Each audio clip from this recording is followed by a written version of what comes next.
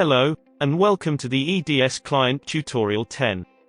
In this tutorial, we will present the Alarms Center. The Alarms Center is located under the File option in the menu bar. The Alarms Center centralizes all of the current alarms in the system in one place. Clicking the Alarms Center activates a scanning process that collects all the data about open alerts in the system and presents them in a table form. The Measurement Center is located under the File in the menu bar. The date controls use for filtering the data to the wanted period. They also use for classifying the records.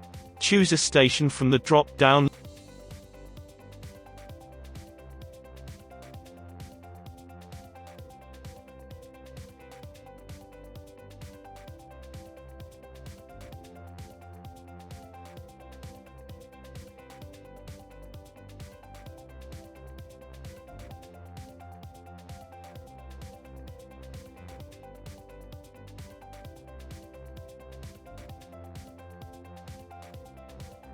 Thank you. We hope this tutorial was helpful and clear.